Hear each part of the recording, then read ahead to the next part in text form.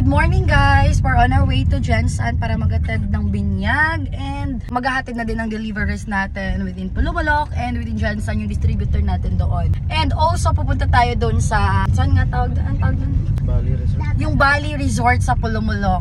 Kasi na-curious ako doon. So we'll go there and pero hindi tayo magtatagal. We're not going to stay for long, mga oras lang kasi uuwi din tayo mamayang gabi dito sa Davao. Kasi syempre yung mga business natin dito and may lakad pa kami bukas, babalik kami ng DFA para sa dalawang passport ng napakagaling nating dalawang kasama. Okay, so update na lang later.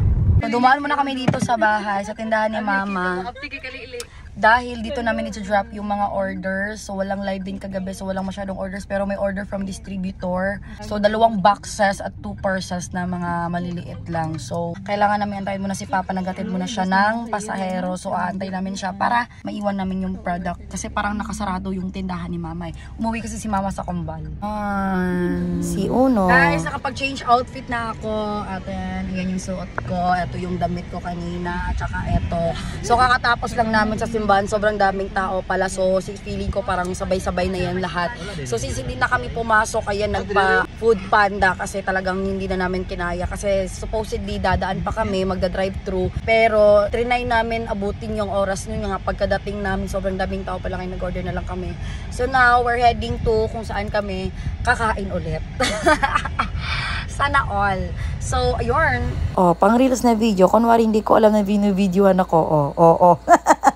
Pero syempre for the aura pa rin tayo dito. Hindi yan mawawala. Ito na tayo sa Centro Seafood Grill. At dahil nga kakatapos na namin kumain at kumain ulit sa venue, eto, nakatulog na ako. Sinong hindi makakatulog? Busog na busog. Plus ang lamig pa dito.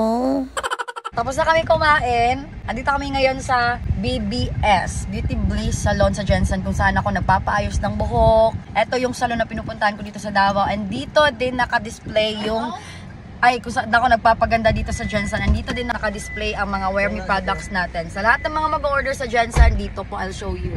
Ito. Ayun, may second branch sila guys, pero nandito siya ngayon. Nahabot ko siya. Ayan.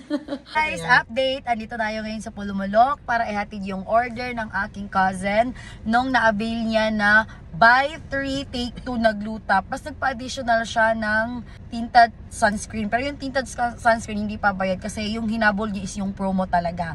So ngayon inaantay na lang namin siya. And after dito ay pupunta na kami doon sa swimming pool, yung parang bali-bali na na-trending sa Facebook. Ayun. So, see you there.